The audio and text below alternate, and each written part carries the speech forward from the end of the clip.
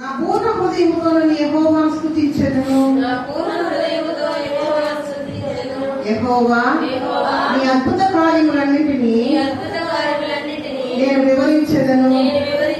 మహోన్నతుడా, నేను నిన్ను గూర్చి సంతోషించి హర్షించుచున్నాను.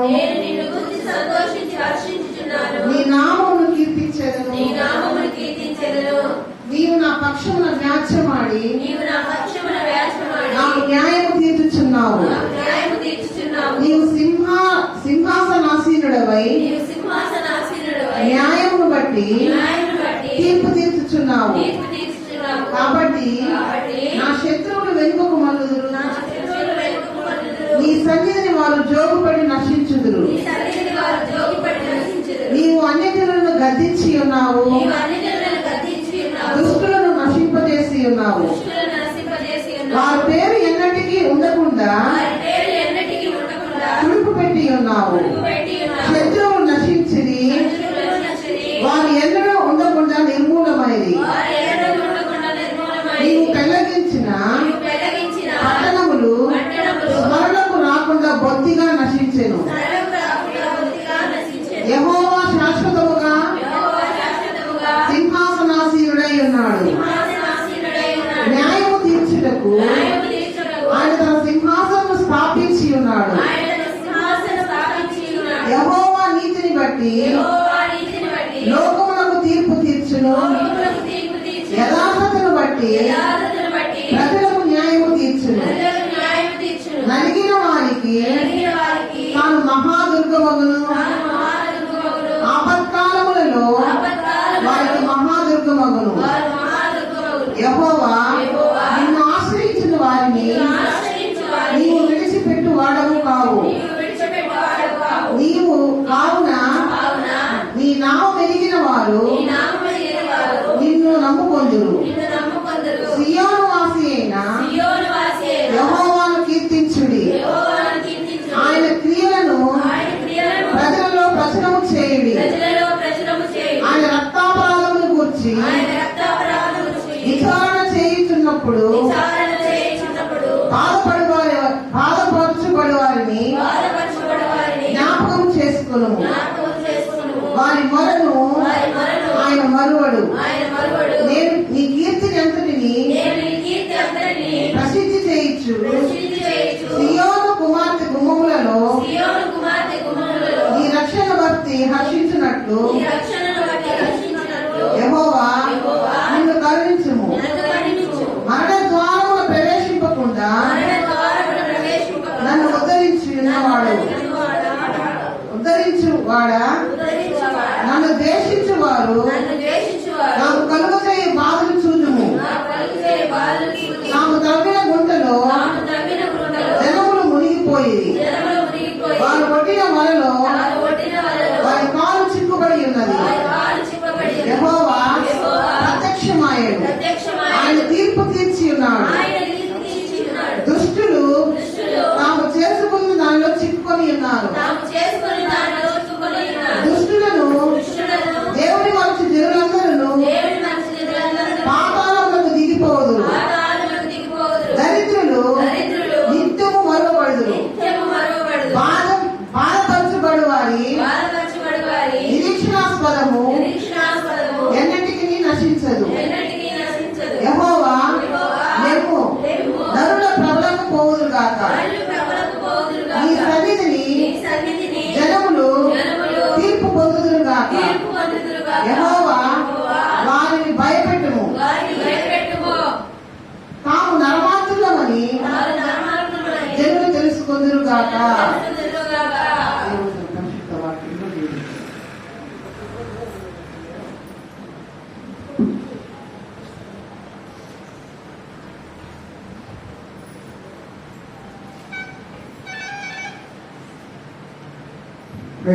దేవుని పరిశుద్ధ నామమునకు స్తోత్రం కలుగును గాక.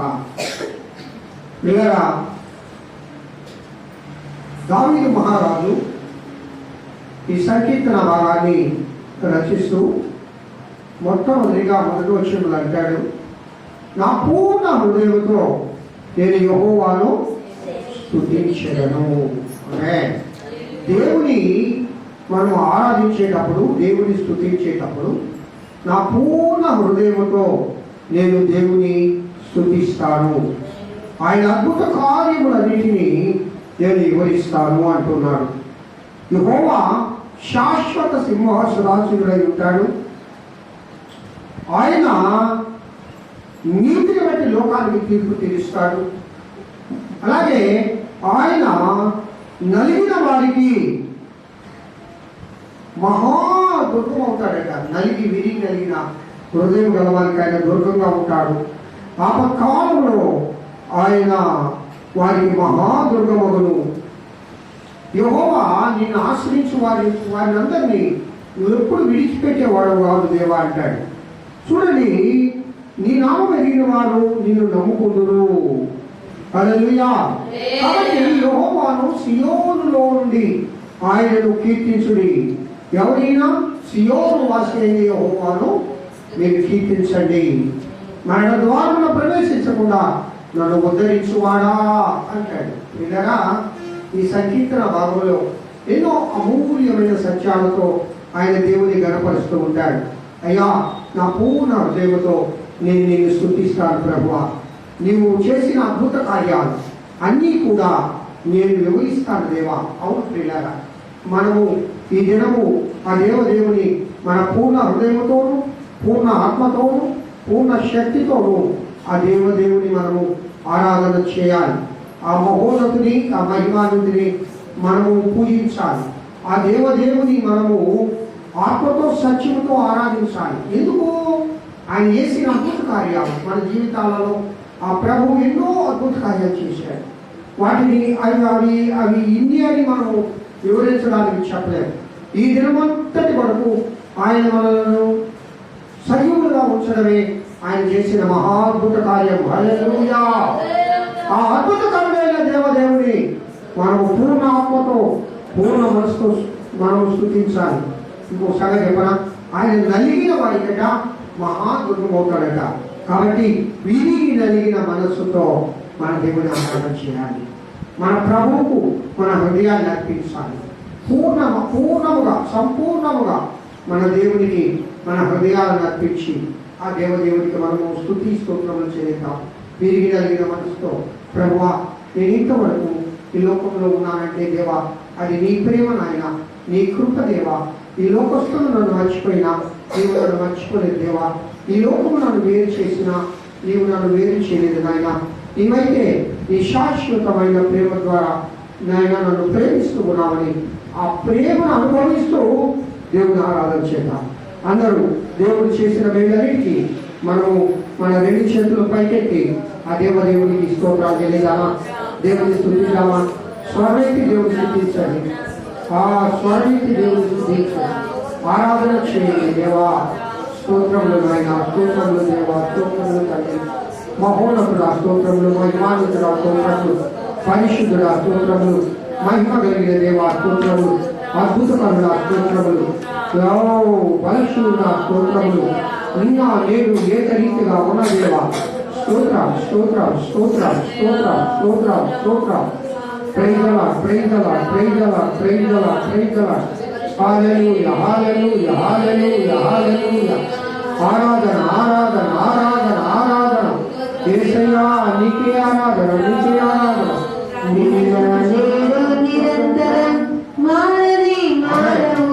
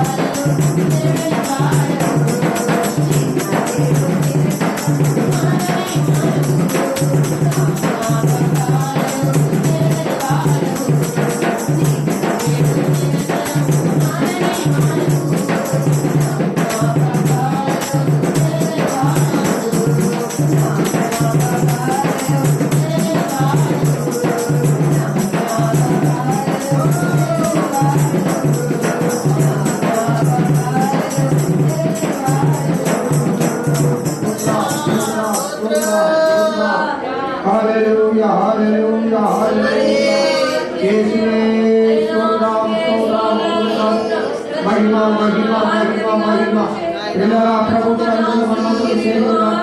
ఆ దేవుని కృపను పొందాలంటే, ఆ దేవుని సన్నిధిని వర్ణించాలంటే పూర్ణ ఆత్మతో, పూర్ణ శక్తితో, పూర్ణ బలంతో ఆ దేవుని ఆరాధించాలి.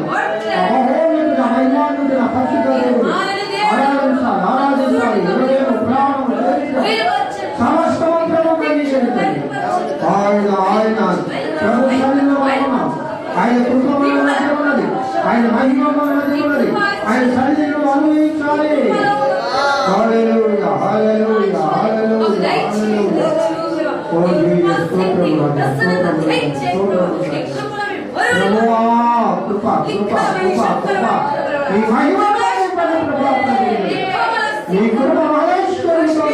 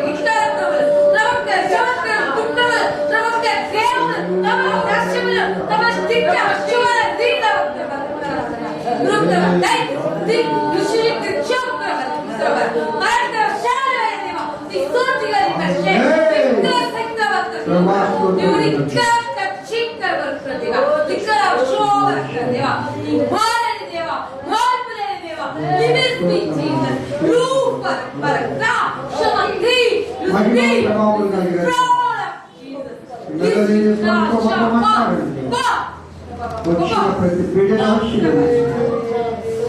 కృపలో మమ్మల్ని జ్ఞాపకం నిరాశుడు అజ్ఞానం మరుగుపరి ఒక్కొక్కరితో మాట్లాడాలి.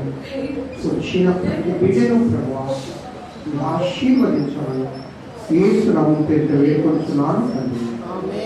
ఆమేన్, ఆమేన్. Praise the Lord. అందరం కూర్చున్నామమ్మా. దేవుని నామమునకు మహిమ కలుగునుగాక. హల్లెలూయా, హల్లెలూయా. ప్రియులారా, ఈ దినము ప్రభు సన్నిధిలో మనం చేరి ఉన్నాం. మన జనవరి నెలలో ఆఖరి పునరుద్ధార దినం. మరి యొక్క నూతన నెలలో మనము ప్రవేశించబోతూ ఉన్నాం. ఈ జనవరి నెలంతా 2022వ సంవత్సరంలో దేవదేవుడు మన పట్ల చూపించిన కృపను బట్టి, ఆయన ప్రేమను బట్టి ఆ ప్రభువుకు వందనములు చెల్లిద్దాం. హల్లెలూయా. మనకిచ్చిన ఆరోగ్యాన్ని బట్టి, మనకిచ్చిన కృపను బట్టి, మనకిచ్చిన ఆ దేవుని యొక్క ప్రేమను బట్టి, మరి ముఖ్యంగా మనకు అనుగ్రహించిన ఆ రక్షణను బట్టి ఆ దేవునికి వందనాలు చెల్లిద్దామా? హల్లెలూయా. మంచిది. ప్రియా దేవుని బిడ్డలారా, దేవుని వాక్యాన్ని మనం చాలా జాగ్రత్తగా వినాలి. దయచేసి దేవుని వాక్యం మనకు బోధించబడుతూ ఉన్నప్పుడు ఎవరు కూడా అన్య మనస్కంగా ఉండవద్దు. ప్రభు సన్నిధిలో దేవుని వాక్యము చాలా విలువైనదండి, చాలా విలువైనది. ఈ దేవుని వాక్యాన్ని దేనితో పోలుస్తారు? దేవుని వాక్యం అట అర్థం లాంటిదంట కదా.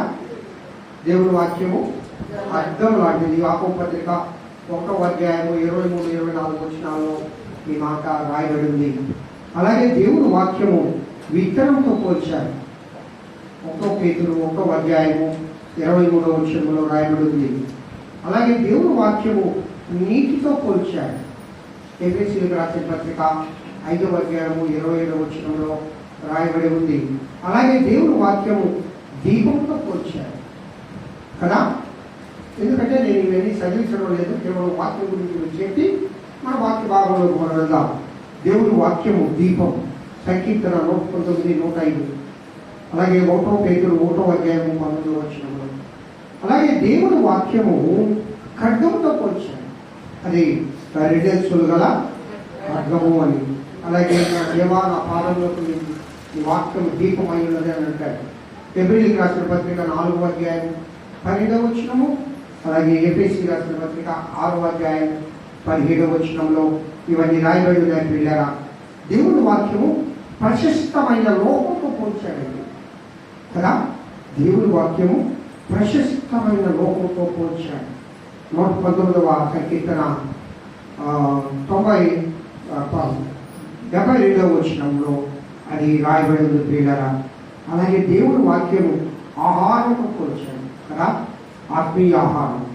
1 పేతురు 2:2, హెబ్రీయులకు రాసిన పత్రిక 5వ అధ్యాయం 12వ వచనం, మత్తయి సువార్త 4వ అధ్యాయం 4వ వచనం, సంకీర్తన 19:10. ఈ వచనాలన్నిటిలో దేవుని వాక్యం గురించి, ఆహారం గురించి రాయబడింది. అలాగే దేవుని వాక్యం శుద్ధితో పోల్చాడు.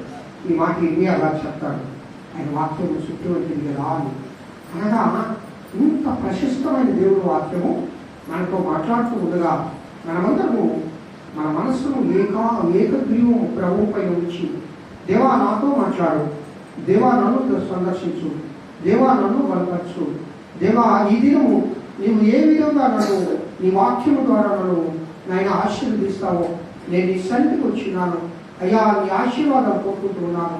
నా హృదయాన్ని బలపరచు, నా ఆత్మను బలపరచు, నా శరీరంను బలపరచు ప్రభా, నిన్ను ఆరాధించే బిడ్డగా నన్ను చేయలేవని మనమందరము ప్రార్థనాపూర్వకంగా దేవుని వాక్యాన్ని విన్నామా? హల్లెలూయా, హల్లెలూయా. మంచిది ప్రియులారా, చదువుకుందాం. 1వ తిమోతి రాసిన పత్రిక 1వ అధ్యాయము 11వ వచనం. 1 తిమోతి రాసిన పత్రిక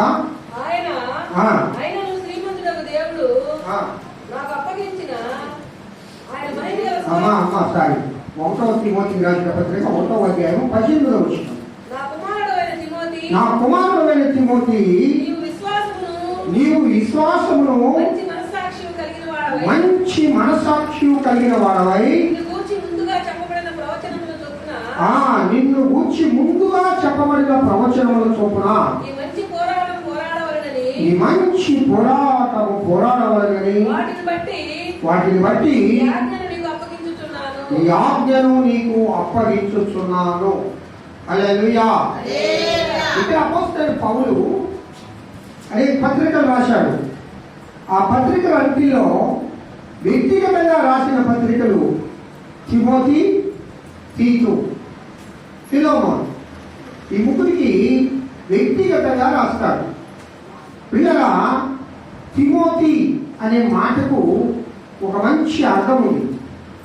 దేవుని మహిమపరచువాడు అనే అర్థం. తిమోతి అనే మాట ఏమర్థమా? దేవుని మహిమపరిచేవాడు. దేవుడు అసలు ఈ మానవుని ఎందుకు చేసుకున్నాడు? ఆదాముని ఎందుకు చేసుకున్నాడు? ఈ లోకంలో మానవ సంతతి అభివృద్ధి కావాలని దేవుడు ఎందుకు కోరుకున్నాడు? ఆయనను మహిమపరచాలని, ఆయనను స్తుతించాలని, ఆయన బిడ్డలుగా ఈ లోకంలో మనం బ్రతకాలని ఆయన ఆదాము చేసుకున్నాడు. మీకు సంగతి తెలుసా? దేవదూతలను సిగ్గుపరచడానికి, అనగా మహిమ శరీరముతో ఉండే వారిని సిగ్గుపరచడానికి మట్టి శరీరం నుండి, మట్టిలో నుండి మానవుని దేవుడు సృష్టించాడు. ఎందుకు? ఆయన బిడ్డలుగా జీవించడానికి, ఆయనను మహిమపరచడానికి, ఆయనను ఆరాధించడానికి, ఆయన సంతతిగా ఉండడానికి, ఆయన బిడ్డలుగా జీవించడానికి దేవుడు మనలను మహిమపరిచాడు. హల్లెలూయా. కాబట్టి తిమోతి అనే మాటకు దేవుని మహిమపరిచేవాడు. అపోస్తలుల కార్యం 16వ అధ్యాయం 1వ వచనంలో ఆ మాట రాయబడింది. పిల్లరా, ఆయన మా దేవుని మహిమపరిచేవాడండి. చూడండి, తిమోతి గురించి నిజంగా మనం చదువుకుంటున్నప్పుడు ఆ తిమోతి ఎవరనగా ఆయన లుస్త్రాలో జన్మించిన వాడు. లుస్త్రా ఆయన సొంతగా ఉండేది లుస్త్రా. ఆయన తండ్రి ఒక గ్రీకు వాడు, తల్లి యూదురాలు. ఆ తల్లి పేరు మనకు తెలుసు కదా, ఏమా చెప్పండి? తల్లి పేరు ఏంటి? యూకే. అలాగే అవ్వ పేరేంటి? లోయి. 2 తిమోతి 1వ అధ్యాయం 5వ వచనం చదవండి. 2 తిమోతి 1:5 నా ప్రార్థన ఎడతెగక నిన్ను జ్ఞాపకం చేసుకొచ్చు ఆ. నీ కన్నీళ్లను తలుచుకొని ఆ. అది సంపూర్ణానందము కలుగుటకై ఆ. నిన్ను చూడవలనని నీ తల్లి అయిన యునకిలోను వహించెను. నీ తల్లి అయినా ఆ విశ్వాసము ఆ. మొదట నీ అవయైన లోయలోను ఆ. నీ తల్లి అయిన యునకిలోను వసించెను. ఏ విశ్వాసము? నీలో ఉన్న ఈ విశ్వాసము. నీవు ఈ దినము దేవుడి మహిమపరిచే బిడ్డగా ఉన్నావంటే తిమోతి అపోస్తలుడైన పౌలు ఎక్కువగా ప్రేమించిన శిష్యుడు ఎవరనగా తిమోతి. తిమోతిని అపోస్తలుడైన పౌలు చాలా ఎక్కువగా ప్రేమిస్తాడు.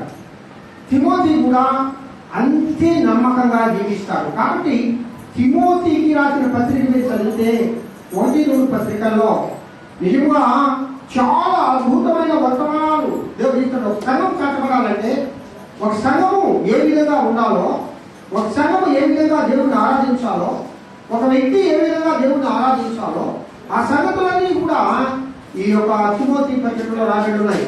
మొదటి పత్రికలో 5 అధ్యాయాలు ఉన్నాయా? 6 అధ్యాయాలు ఉన్నాయి కదా. 5 అధ్యాయాలు 6 అధ్యాయాలు 6 అధ్యాయాలు. ఈ 6 అధ్యాయాలలో మొట్టమొదటిగా ఆయన ఒక్కొక్క అధ్యాయంలో ఒక్కొక్క మెయిన్ థీమ్ తీసుకొని రాస్తాడు. మొదటిది ఉపదేశమును కూర్చిన ఆజ్ఞ. మొదటి అధ్యాయంలో ఏ విధంగా నువ్వు ఉపదేశించబడాలి, ఏ విధంగా నువ్వు భక్తిగా జీవించాలి, ఏ విధంగా దేవుని ఆరాధించాలి, ఏ విధంగా దేవుని భయభక్తులు కలిగి ఉండాలి. ఉపదేశము అనగా ఎప్పుడైనా విశ్వాసంలో నిలవబెట్టేదే దేవుని యొక్క ఉపదేశం. 2వ అధ్యాయంలో ప్రియులారా సహజ ఆరాధన గురించిన ఆజ్ఞల గురించి ఆయన మనకు తెలియజేస్తాడు 2-3 అధ్యాయాల్లో. 3వదిగా 4వ అధ్యాయంలో అబద్ధ ప్రవక్తలను గురించిన ఆజ్ఞ. ఇది చాలా నిజంగా అపోస్తలుడైన పౌలు గారు ఆ దినాలలోనే అబద్ధ ప్రవక్తల గురించి తిమోతి గారికి రాస్తాడు. తర్వాత 4వది సంఘమందు శిక్షించుటను కూర్చిన ఆజ్ఞ. సంఘంలో కూడా శిక్ష ఉంటుందా? ఉంటుంది. సంఘంలో కూడా శిక్షలోను, బోధలోను, గద్దింపులోను సంఘంలో ఉన్న విశ్వాసంలో పెంచాలి. సంఘాన్ని ఏ విధంగా నువ్వు గద్దించి, బోధించి, శిక్షించి దేవుని యందు భయభక్తులు కలిగిన వారిగా నువ్వు పెంచాలి తిమోతి అనే ఆ యొక్క ఆజ్ఞలను 5వ అధ్యాయంలో రాస్తాడు. తర్వాత చివరి అధ్యాయంలో కాపరి యొక్క లక్ష్యం, కాపరులు ఏ విధంగా కాపరులు చేయాలి, ఏ విధంగా సంఘాన్ని కాయాలి, ఏ విధంగా దేవుని యందు భయభక్తులు కలిగి తనకు అప్పగించిన మందను ఏ విధంగా కాయాలో ఆ అంశాలన్నీ కూడా ఈ 6 అధ్యాయాల్లో సవివరంగా తెలియజేస్తాడు. ప్రియులారా, దేవుని బిడ్డలారా, మనం గమనించినప్పుడు ఈయన ఇక్కడ మనతో మాట్లాడుతూ ఉన్నప్పుడు ఏమని అంటాడంటే, ఇదిగో ముందుగా నిన్ను గురించి ముందుగా చెప్పబడిన ప్రవచనము. తిమోతి గురించి ముందుగా దేవుడు ప్రవచన పూర్వకంగా చెప్పాడండి. తిమోతిని దేవుడు ఎన్నుకున్నాడు. తిమోతి జీవితము మనం చూసినట్లయితే అది పూలపాటు కాదు. దేవుడిలోకి వచ్చిన తర్వాత యవన ప్రాయంలోనే దేవుడు అంగీకరించాడు. తిమోతి యవన ప్రాయంలోనే దేవుడు అంగీకరించాడు. 2వ తిమోతికి రాసిన పత్రిక మనం చూసినప్పుడు అక్కడ 3వ అధ్యాయం 15వ వచనంలో రాయబడి ఉంటుంది. చదవమ్మా. క్రీస్తు యేసునందుంచవలసిన విశ్వాసము ద్వారా రక్షణార్థమైన జ్ఞానము నీకు కలిగించుటకు శక్తిగల పరిశుద్ధ లేఖనములను బాల్యము నుండి నీవెరుగుదువు గనుక నీవు నేర్చుకొని రూఢి అని తెలుసుకొనినవి ఎవరి వలన నేర్చుకొంటివో ఆ సంగతి తెలుసుకొని వాటి యందు నిలకడగా ఉండుము. ఎప్పుడు నేర్చుకున్నాడమ్మా ఈ లేఖనాలు? బాల్యము నుండే. అనగా తన అవ్వలో ఉన్న విశ్వాసం, తన అమ్మలో ఉన్న విశ్వాసాన్ని ఆయన గుర్తిరిగాడు. ఇంకో సంగతి చెప్పండి, ఇక్కడ తండ్రి పేరు ప్రస్తావించలేదు. తండ్రి గ్రీకు వాడే కానీ తల్లి పేరు ఎందుకు ప్రస్తావించాడంటే యునికే అనే ఆమె, లోగి అనే అవ్వ అమ్మ ఇద్దరు దేవుని యందు భయభక్తులు కలిగిన వారు. తిమోతి జీవితం ఆ విధంగా కట్టబడడానికి ముఖ్యులు ఎవరనగా వారిద్దరే ప్రియులారా. ఈ లోయి ఈ యూనికే అనువారు మంచి ప్రార్థనా పరులు. వీరు పౌలు గారిని వెంబడించేవారు. వీరు ఒక సంఘాన్ని కూడా స్థాపించారు ప్రియులారా.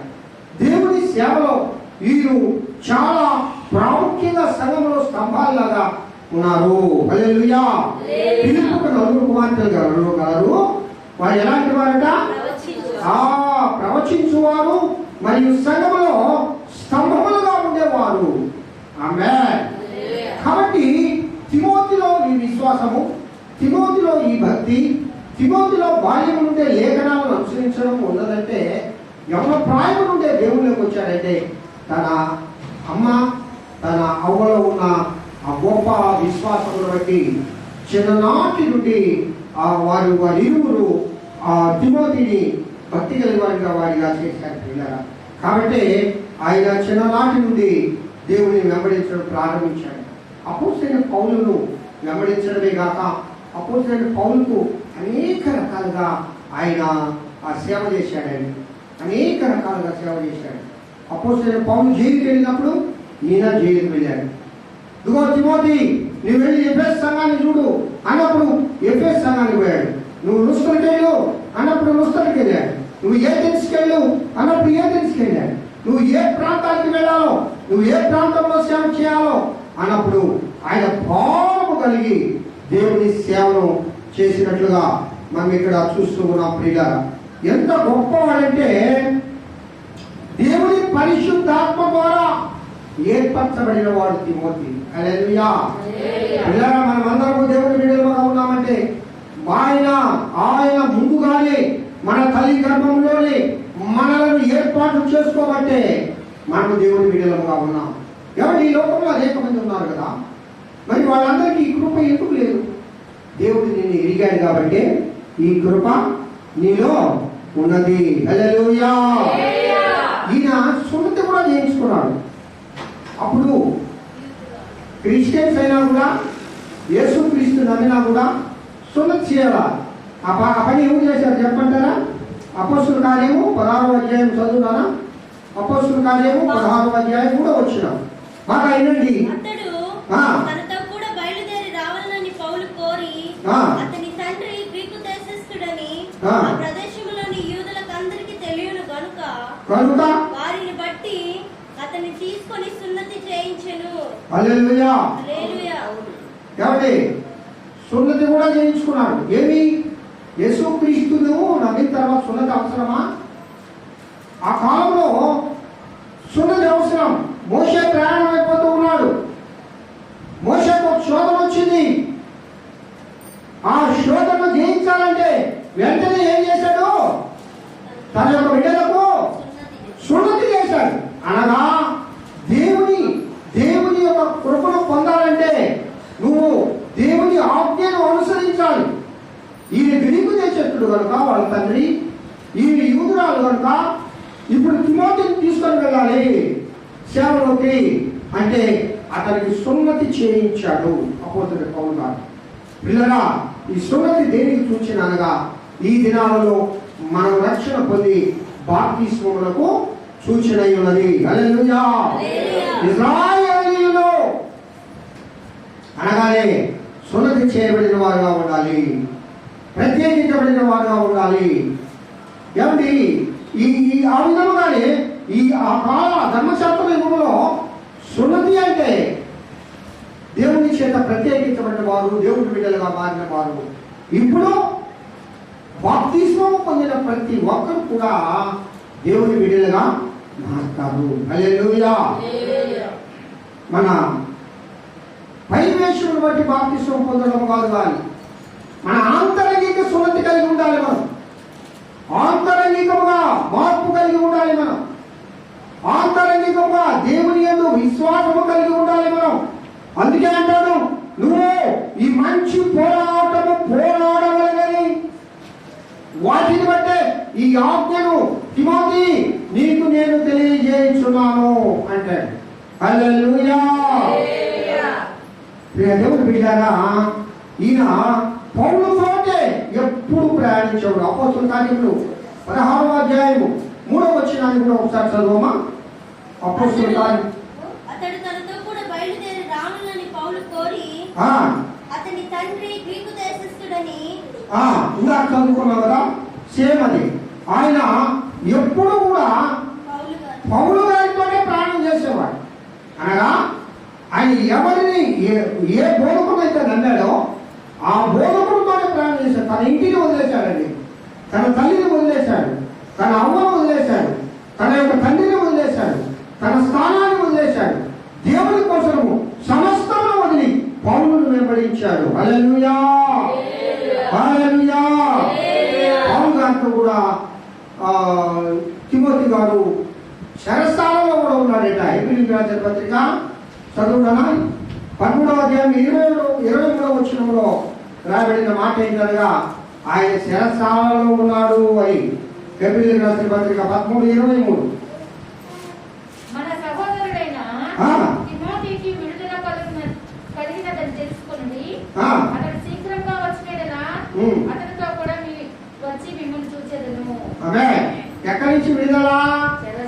శరసాలలో నుండి విడుదల. అనగా దేవుని నామము నిమిత్తము, దేవుని యొక్క సువార్త నిమిత్తము తన బోధకుడు వలె, తన యజమాని వలె ఆయన శరసాలలో కూడా ఉండడం నేర్చుకున్నాడు. పిల్లరా, దేవుని నామము నిమిత్తము నేను సంఖ్యలు వేయబడి ఉన్నాను అంటాడు అపోస్తలుడైన పౌలు.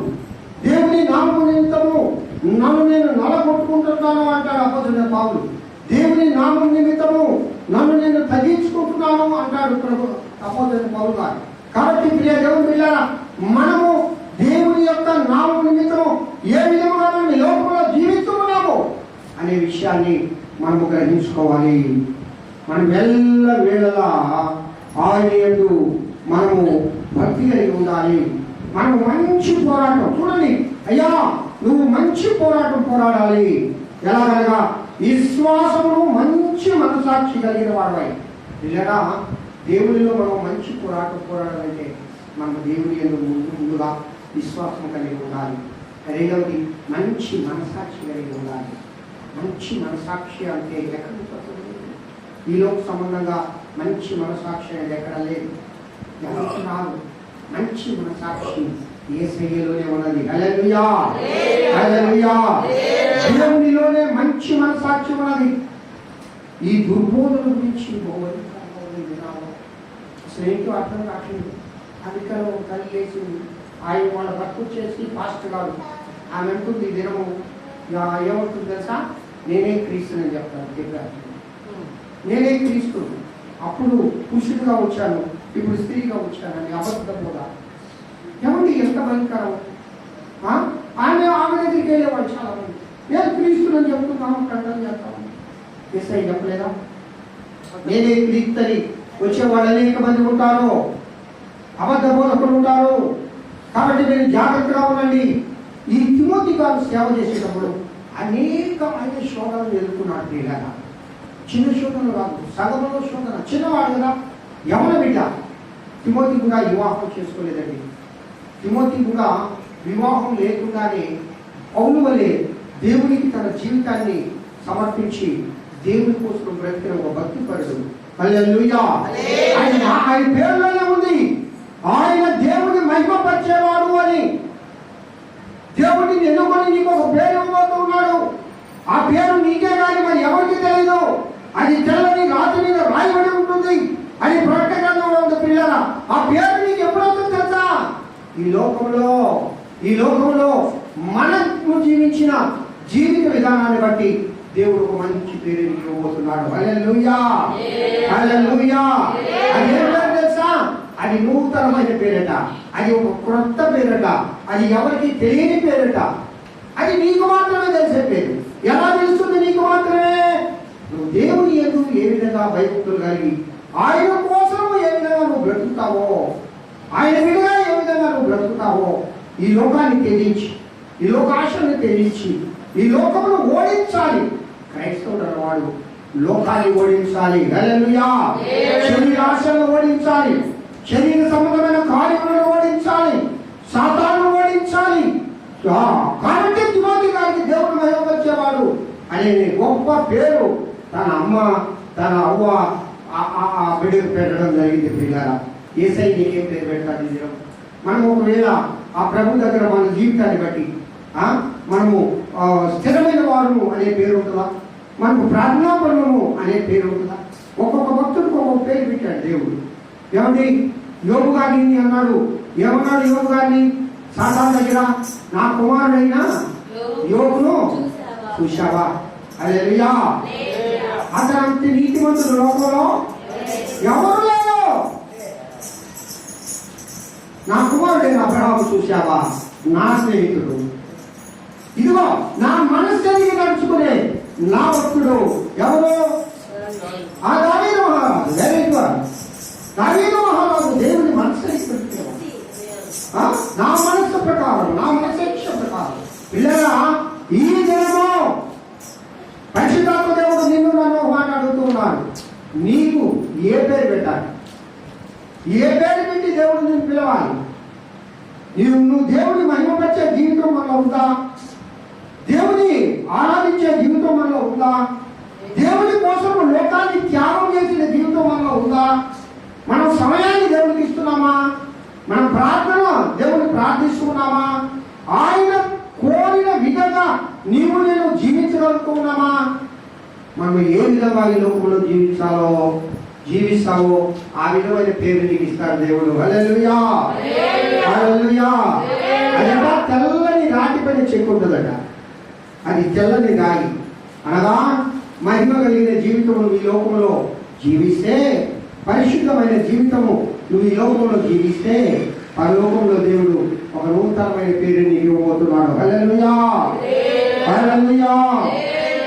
పిల్లగా 1 తిమోతి రాసిన పత్రిక 6వ అధ్యాయం 12వ వచనంలో ఆయన ఆత్మీయ పోరాటం చేశాడండి. ఇక్కడ చెప్తున్నాను కదా, మొదటి వచనంలోనే, మొదటి అధ్యాయంలో 18వ వచనంలో ఈ మంచి పోరాటం పోరాడాలని. అలాగే 1 తిమోతికి రాసిన పత్రిక 6వ అధ్యాయం 12వ వచనం చదవండి. మంచి పోరాటం పోరాడము, నిత్య జీవమును చేపట్టుము, దాని పొందుటకు నీవు పిలువబడి అనేక సాక్షుల ఎదుట మంచి ఒప్పుకుంటువి. విశ్వాస సంబంధమైన మంచి పోరాటం. మొదటి చూడండి, బాగా అయినది. విశ్వాస సంబంధమైన మంచి పోరాటం పోరాడము. రెండవది నిత్య జీవమును చేపట్టుము. నిత్య జీవమును చేపట్టము. మూడవది దాని పొందుటకు నువ్వు పిలువబడి అనేక సాక్షుల ఎదుట మంచి ఒప్పుకుంటువి. మంచి ఒప్పుకోవాలి. ఒప్పుకోవాలంటే అర్థం ఏంటి? ఒప్పుకోవడం అంటే దేవుని దగ్గర ఒప్పందం కలిగి ఉండాలి. ఏ ఒప్పందం కలిగి ఉన్నావు? ఏ విధంగా ఆత్మీయ పోరాటంలో జీవిస్తున్నావు? ఏ విధంగా దేవుని కోసం జీవిస్తూ ఉన్నావు? తిమోతి గారు ఏ విధంగా ఉన్నాడంటే, పిల్లల మంచి ఆత్మీయ పోరాటము పోరాడాడు. ఒక ఒప్పుకోలు దేవుని దగ్గర ఒక ఒప్పందం. ఏమైనా ఒప్పందం చేసుకున్నాడు? అపోస్తలుడైన పౌలు ఏమైనా ఒప్పందం చేసుకున్నాడు? నేను బ్రతుకుతా సవైతెలా అంటే ఎంత గొప్ప నిబంధన అక్కడ చేసుకున్నాడు. ఎంత ఒప్పుకోలేదు. అలాంటి ఒప్పుకోగలిగిన జీవితము తిమోతి గారిని కూడా నేర్చుకున్నాడు. తన యొక్క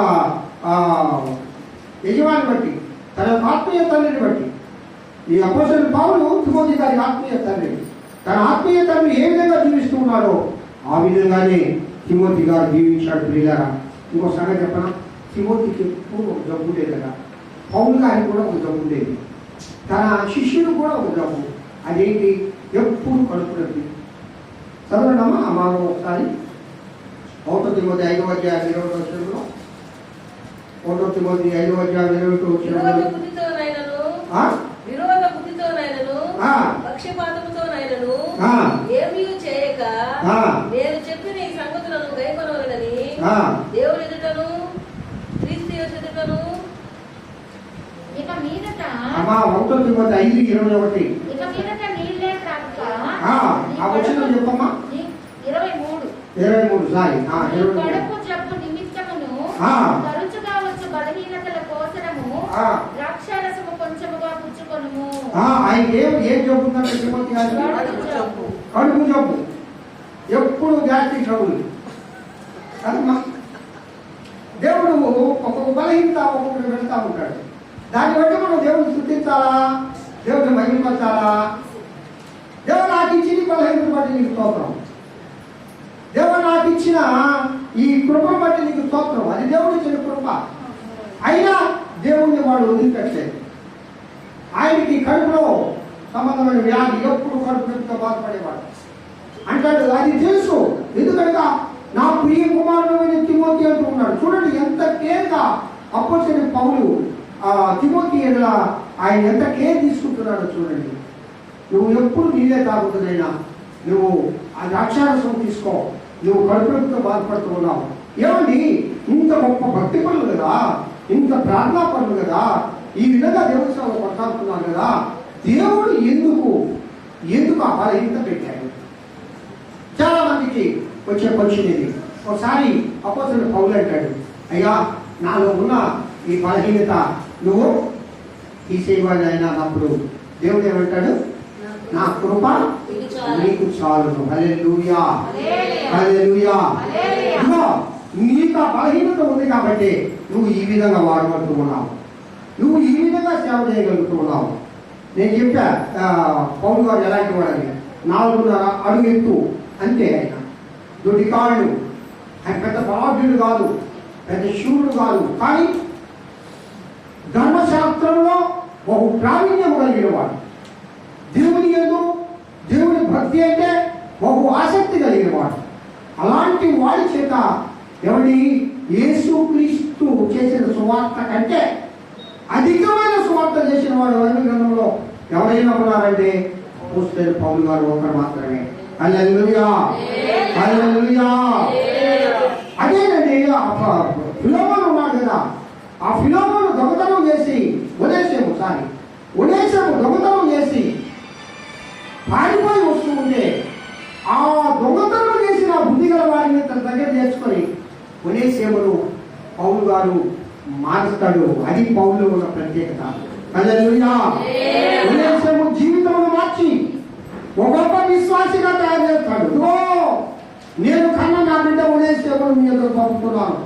ఆయన పూర్వము మీకు ఒకవేళ అతను చెడ్డవాడిగా ఉండవచ్చు, ఇప్పుడైతే అతను ఎంతో భయభక్తులు కలిగిన వాడు, అతను నాకు ఎంతో సేవ చేశాడు, అతను జీవితం మారిపోయింది కాబట్టి అతన్ని మీరు చేర్చుకోండి మీ సంఘంలో అని లేఖలో ఆయన తెలియజేస్తాడు. ప్రియులారా, అలాగే తిమోతిని కూడా, ప్రియ దేవుని బిడ్డలారా, అంతర్గత యుద్ధం పోరాటం అంటే ఏంటండి? ఆత్మీయ పోరాటం అంటే అంతర్గతంగా మనకు అనేక రకాలైన యుద్ధాలు జరుగుతూ ఉంటాయి. ఒకసారి చదువుతాం ఆ మాట. రోమిలికి రాసిన పత్రిక 7వ అధ్యాయము 23వ వచనం చదువుకుందాం. రోమిలికి రాసిన పత్రిక 7:23. వేరొక నియమము నా అవయములలో ఉన్నట్టు నాకు కనబడుచున్నది. అది నా మనసునందున్న ధర్మశాస్త్రముతో పోరాడుచు నా అవయములన్నిటిలో ఉన్న పానీయమునకు నన్ను చెరపట్టి లోపరుచుకొనుచున్నది. పాప నియమము. ఈ పాప నియమంతో ఏం చేస్తున్నట్టు అంతర్గతంగా పోరాడుతూ ఉన్నది. అవునండి, మనము మన మనసుతో ఎప్పుడు పోరాడుతూ ఉంటాం. ఈ శారీరక సంబంధమైన ఆలోచనలతో ఎప్పుడు పోరాడుతూ ఉంటాం. ప్రతి జీవితంలో, ప్రతి విశ్వాసంలో ఒక ఆత్మీయ పోరాటం ఉంటుంది. ఈ ఆత్మీయ పోరాటంలో చివరిగా నువ్వు విజయం సాధించాలంటే నీకెవరితో ఉండాలనగా పరిశుద్ధాత్మ దేవుని తోడు నీలో ఉండాలి. పరిశుద్ధాత్మ దేవుని శక్తి నీలో ఉండాలి. ఆ పరిశుద్ధాత్మ దేవుడు నేను బలపరిచి ఈ శారీరక సంబంధమైన కార్యముల మీద నీకు విజయం కలుగజేయుగాక. హల్లెలూయా, హల్లెలూయా. ఆత్మీయ ఆయుధములు కలిగి మనం ఈ లోకంలో జీవించాలి. ఏమిటి ఆత్మీయ ఆయుధాలు? ఒకసారి చదువుతామా? 2 కొరింథీ 15:14.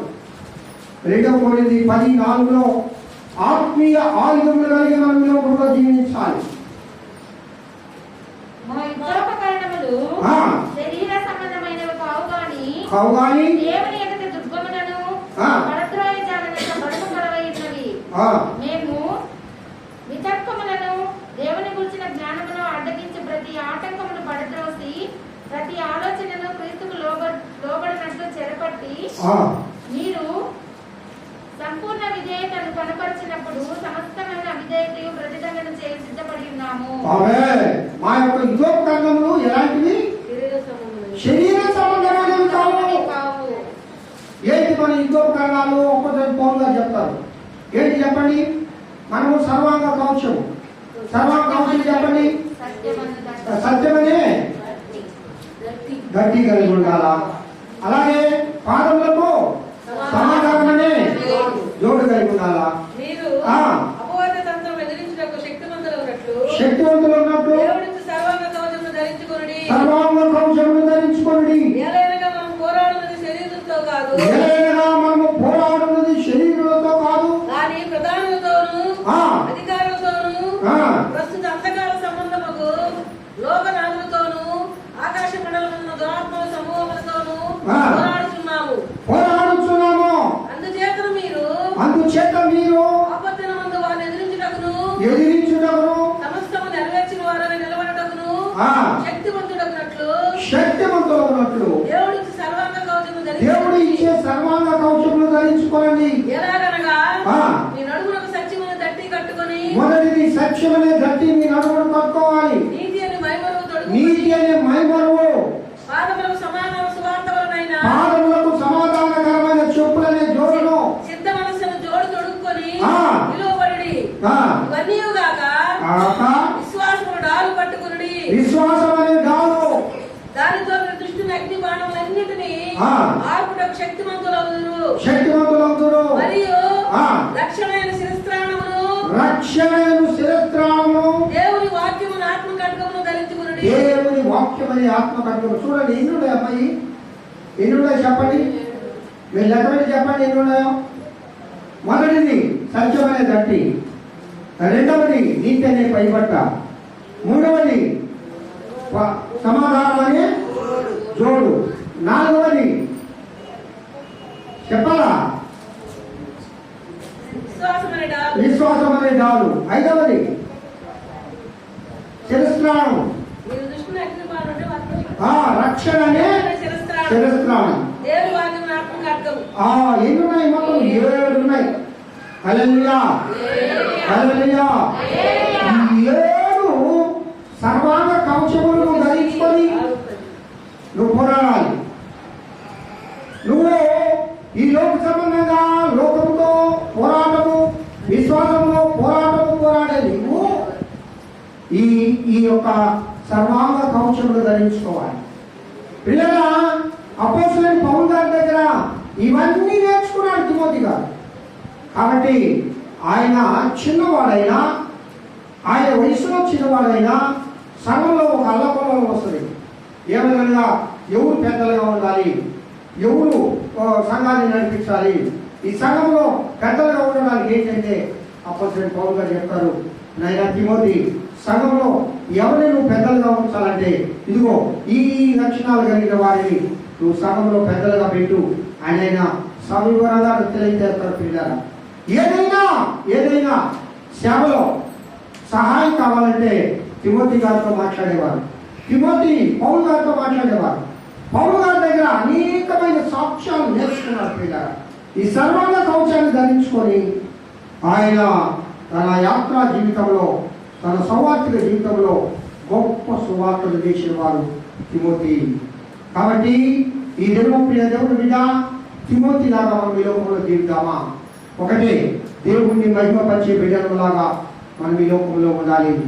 ప్రార్థన పరులులాగా ఉండాలి. ఎల్లప్పుడూ దేవుని సేవలో అలయక సొలయక చేసేవారిగా మనం ఉండాలి. ఎల్లప్పుడూ దేవునికి మన సమయాన్ని ఇచ్చే బిడ్డలుగా మనం ఉండాలి. ఆత్మీయ పోరాటంలో మనం గెలవాలి అంటే సర్వాంగ కవచమును మనం ధరించుకొని ఆత్మీయ పోరాటంలో మనం గెలవాలి. అప్పుడు మన కోసం ఏమి ఉంచబడింది? మన కోసము జీవ కిరీటము, మన కోసము నీతి కిరీటము, మన కోసము మహిమ కిరీటము, మన కోసము ఏ కిరీటము? వాడవారని కిరీటము. హల్లెలూయా. ఇవన్నీ నువ్వు పొందాలా? పొందాలి. ఇవి పొందాలంటే దేవుడిచ్చి నిరీక్షణ మనం భయంతో వణుకుతో కాపాడుతుంది. మన కలిగిన పిల్లరా ఈ గొప్ప విశ్వాస జీవితాన్ని మనం కాపాడుకుంటూ తిమోతిలాగా దేవుడి మహిమపరిచే బిడ్డలాగా మనము బ్రతుకుము కాక. అలాంటి కృప నా ప్రియులేని యేసయ్య మనందరికీ దయచేయను కాక. ఆమేన్. దేవుని వాక్యమును ఆశీర్వదించి దీవించును గాక. మంచిది పిల్లగా ఈ